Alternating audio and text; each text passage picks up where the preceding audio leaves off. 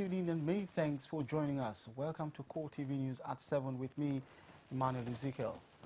The presidency said it is convinced that President Goodluck Jonathan has elevated himself to the status of an eternal hero and a champion of democracy in the aftermath of the March 28 presidential election. This according to the special advisor to the president on political affairs, Rufai Alkali, is because the manner he considered defeat in spite of what he described as glaring irregularities and inconsistencies of the electoral process. He added that President Jonathan also deserves commendation for expanding the democratic space for the opposition to flourish, apart from presiding over 2 elections adjudged as the best in the country's history. Now, President-elect Muhammadu Buhari has been charged to create a comprehensive plan to tackle corruption in the oil and gas sector. Speaking on the level of graft in the sector in Port Harcourt, Edward Obi, Executive Director of Gas Alert for Sustainable Initiative, Gassing, described the sector's ills as one that demands a comprehensive plan to address it. He also called on the government to be diligent about the issue of cleaning up the sector. Most of us who live in this region know precisely where the corruption is. And the corruption is not so much reposed on the oil industry as such. They are business people doing their business. Now, there are other people who are aligned with them, some of whom are in government, others are perhaps chiefs and people like this, in high places, who are reaping so much from that system, from that corrupt system, making themselves richer. Now, these are the people that I think they should be targeted. This new government that has run on the slogan of anti-corruption should set about diligently plugging those holes, and if any individuals are obstinate, etc., of course, let the law deal with them.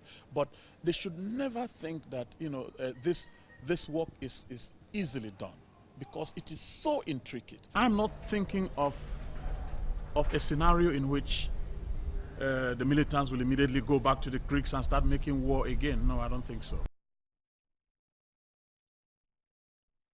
Now to a timely Easter message coming from the President-elect Muhammadu Buhari, who has called on Nigerians to embrace peace, especially at this Easter, and celebrate the nation's rebirth as they commemorate the resurrection of Jesus Christ. In an Easter message to Nigerians and the Christian world, he personally signed, Nigeria's incoming leader urged the citizenry to unite and use the season of Easter to celebrate both the resurrection of Christ and the rebirth of the Nigerian nation. According to the message released by the campaign office, Buhari noted that having overcome the anxiety and fear that trailed the elections, it's now time to rebuild the nation with the values of peace and love for one another. In the meantime, the United States Secretary of State John Kerry has commended Nigerians and the federal government for the generally peaceful March 28 elections. He also praised voters for exhibiting patience and resilience on election day in spite of logistic challenges. In a statement issued by the U.S. Department of State, Kerry commended the Independent National Electoral Commission and its chairman, Atahiru Jega, on the use of card readers to increase the credibility and transparency of the electoral process. He added that while the U.S. government noted reports of logistic problems, it was convinced that such incidents did not undermine the overall outcome of the elections. In the same vein, French President François Hollande has congratulated Nigeria's President-elect Muhammadu Buhari and invited him to Paris for discussions on expansion of trade between France and Nigeria. Hollande, who spoke to Buhari via phone, felicited with him on his success and noted the generally peaceful and smooth electoral process which solidifies Nigeria's democracy. The French head of state assured the president-elect of his country's wish to continue the close relationship that existed with his predecessor, Goodluck Jonathan, and reiterated France's support for Nigeria and its neighbors in their efforts to combat the terrorist sect Boko Haram. Now to expectations, some Abuja residents are convinced that Boko Haram and other groups with terrorist agenda will not thrive under the incoming administration of Muhammadu Buhari. They, however, want him to go a step further by reducing the number of unemployed people in the country. A number of them who spoke with CoreTV News on their expectations also look forward to better infrastructure in the couple of years to come. This Boko Haram should be brought down and let it not exist in this country again. Secondly is unemployment. Our children are suffering. We are suffering a lot. Our children, most of them are unemployed, and this is causing a lot of havoc to this country. My advice for APC and Muhammad Buhari is to be focused. Give people dividend of democracy that we most of all really fought for, so that history will be written that he has delivered. That's what I have for General Buhari. What I expect from our new president, the new generation, is to give us employment for the youths. Thousands of graduates will be on the streets seeking for jobs, and also to create more industries, create infrastructure facilities, provide social amenity to the needs, to the rural community.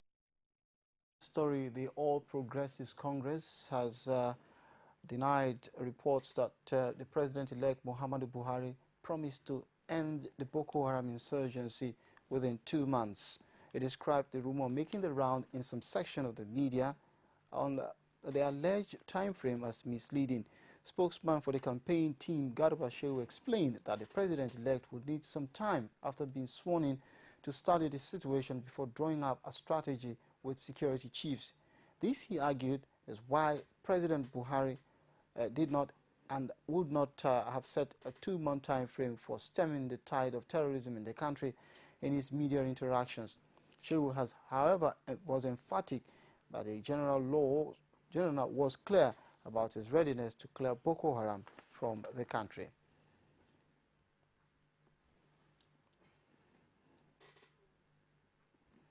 And with this story, we'll go for a quick break. The news at 7 returns shortly. Stay with us. Don't you wish your mommy was fine like mine? Yeah. Don't you wish your mommy was smart like mine? Yeah. Don't you? Don't you wish your mommy could laugh like mine? And that's why every mom should take 3 Crowns milk with low cholesterol to help stay fit and healthy so she can take extra care of her family. Don't you wish your wifey was hot like mine? 3 Crowns now comes in powder. Welcome back. You can reach us on our various social media platforms: Facebook, facebook.com/CoreTV News, or our Twitter handle at CoreTV News NG. And also check our YouTube channel, youtube.com/CoreTV. Leave a space and then news. The governor of Ekiti State, Ayodele Fayose, has accused the All Progressives Congress of threatening violence in the state with an orchestrated impeachment attempt. Fayose, who was speaking while lifting the curfew he earlier imposed on the state, vows to resist any form of violence as he charged his party members to defend themselves in the face of any provocation. The APC, however, dismisses Fayose's threat as an act not worthy of his position as governor. Rashid has more. Since the emergence of Muhammadu Buhari of the APC as president-elect, Ekiti State has been witnessing one political drama after the other. But the latest seems to have raised the stakes as the governor of Ekiti State, Ayodele Fayose, while lifting the imposed curfew after the announcement of the presidential result, disclosed that the APC is the reason for the curfew due to its sponsoring of violence. Fayose, however, talks tough. Don't turn Ekiti to theater of war. Because of their violence, I had to put up curfew yesterday and day before yesterday. Today I'm lifting the curfew because of our Christian brothers, sisters that want to celebrate Easter.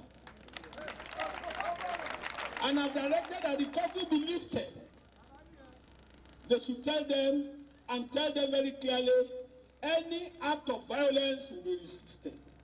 My name is Ayodele Fayose.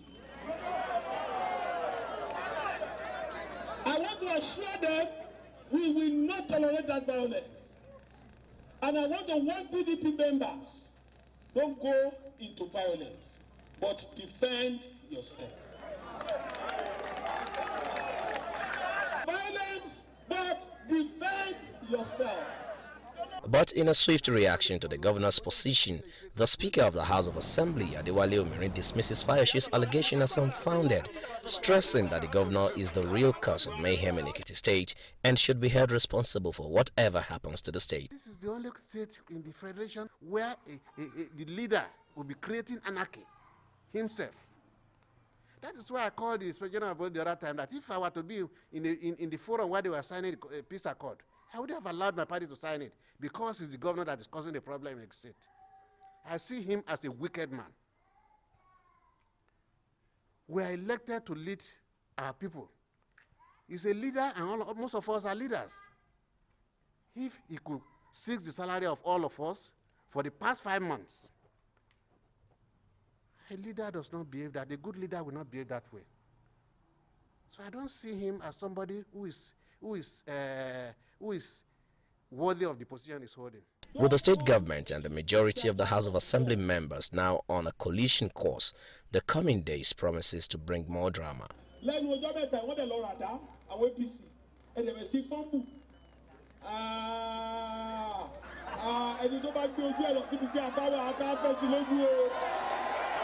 Rashid, CoreTV News, Ado Ekiti. Away from that now, the police have commenced investigation into the fire outbreak that killed the Kano State resident electric commissioner and members of his family.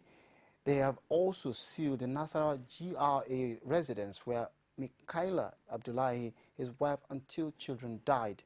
Police Commissioner Ibrahim Idris disclosed that policemen on guard first noticed the fire at about 4:30 a.m. but were unable to rescue the occupants who were found unconscious after the door was forced open. The wreck and his family were discovered in the bathroom of the master bedroom. I went there myself and I visited the compound. If you go to the compound, you will know there's any fire outbreak there. So it's only that sitting room that was engulfed by fire, so the fire did not spread. Even the master bedroom itself, you're going to see it, was not burnt. In fact, the security men that broke the door from inside with the fire service that they later called to assist them to put up the fire. Broke most of the doors. You see, most of the breakages are done by our men. You know, just in the effort to save the building and rescue the man. But unfortunately, he inhaled, from what the doctor said, because we went to the Muntala Specialist Hospital. You see, I saw him. I observed him myself. Apart from these smokes, you know, this black hair that you see, just some, he's nothing, no any injury, nothing, no bumps, nothing. So he suffocated from the black smoke.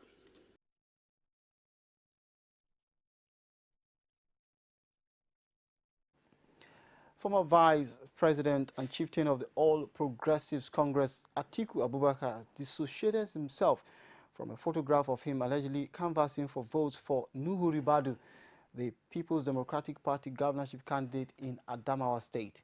Atiku said in a statement issued by his media office that the photograph showing him carrying a banner asking for votes for Ribadu was a fraud done out of malice. According to him, it was the banner he held while canvassing for votes for Osun State Governor Rauf Aregbesola during the last governorship election in the state last year.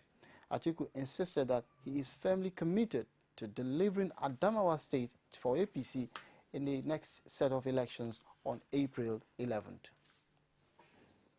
Now, Nigeria seems eager to know the permutations that will take place in the legislative arm of government as the main opposition party emerged winner of the March 28 presidential and National Assembly elections. Oluwaseyi Adegoke meets with a political scientist and a legal practitioner on this issue. Her report. The Nigeria's National Assembly is a body saddled with the responsibilities of equally representing the Nigerian masses in each state, irrespective of its size in the Senate and the proportional representation of population in the House. With the main opposition party, the APC, about to make majority in both houses, the question remains, how will the shift in power affect the legislature? In terms of the arrangement, I think the APC zoning arrangement initially was for the East, the Southeast, to produce the Senate president, which of course people were thinking that Senator Ngige would be the Senate president if he has won, but unfortunately he didn't win in his own senatorial district. So it will now be, maybe we go to Northeast or North Central. North Central will be Kwara State. Nigerians look forward to how the second arm of government will perform their constitutional duties in the coming democratic republic. Most of these international institutions to come in and be plugging your best brain for their own advantage, the public infrastructures, even the judiciary needs to be addressed. And I'm really delighted that we have a vice president that has given us a taste of what he's capable of doing right away from the time when he was the Attorney General of Lagos. With the new government taking over on May 29, 2015, Nigerians only hope for the best in the coming administration. Oluwaseyi Adegoke, CoreTV News. With the presidential election successfully held, preparations are on to ensure a violence-free election at the state level come April 11th. Again, Oluwaseyi Adegoke has details in this report. As the law is no respecter of anybody, the police has promised the election will be approached with all seriousness. Have full compliance. You cannot speak for other people. I cannot speak for a kitty. I don't know what happened there. But I believe that anybody involved should be able to channel his complaint to the appropriate authority. But we are conscious of the fact that in Lagos, everybody knows their rights, and we try as much as possible. You see, the way you operate in Lagos is slightly different from the way you operate in some places where the one-eyed man is king. The gathering called for the lessons, instructions and observations during the presidential elections to be taken on board to ensure the April 11 elections are better. This election of 11th of April is an election that is germane to the growth of the state. So people are likely to vote for personality. You understand? So we encourage politicians to ensure that there's still room for more campaigns, to ensure that they discuss on issue what they really want to do for the people. Priority voting is of utmost importance. We need to do more, and those people concerned should demand for their rights. Whenever they get to the various polling units, they should demand that they must be given priority of voting in the first instance. The International Press Center urges the people to work to make democracy survive in Nigeria. Oluwaseyi Adegoke, CoreTV News, Lagos. As the April 11 governorship poll draws near in Lagos, governorship candidates of the 10 opposing political parties in Lagos State have dropped their ambitions to contest the elections in the state. The candidates who spoke in the presence of their party chairman, however, declared their total support for the All Progressives Congress's governorship candidate, Akinwumi Ambode. They also directed all their supporters to vote for Ambode during the governorship and state House of Assembly elections come April 11th. The parties and their candidates are Accord Party, Adesina Buruji, Independent Democrats, Obadiah Akinola, Action Alliance, Ishola Aregbesola, and Allied Congress Party of Nigeria, Babatunde Sarumi. Others include the African People's Alliance, Abiodun Oyegule, Koa Party, Victor Adeniji, All Progressives Grand Alliance, Adesina Olayokun, NNPP, Eson Olatunde, the Citizens Party, Popular Party, Sylvester Eze, and the Progressive People's Alliance, Pauline Ojochide. Obadiah Akinola, the governorship candidate of the Independent Democrats, spoke on behalf of other candidates at the declaration event in Lagos. Akinola said the decisions were taken in the interest of the people of Lagos State. Now, Lagos State Governor Babatunde Fashola has donated 12 buses to student unions in tertiary institutions in the state. Fashola, while speaking at the ceremony to mark the donation, disclosed that a comprehensive plan is in place to ensure the continued development of tertiary institutions, especially the Lagos State-owned institutions. Commissioner for Education Olayinka Oladunjoye says the buses is provided in order to promote unionism and also a means of transportation. Chairman, National Association of Nigerian Students Sanusi Sulaiman thanked the Lagos State government for the kind gesture and promised to take good care of the buses. We'll go for another quick break. When we come back, we'll bring you news outside Nigeria. Stay with us.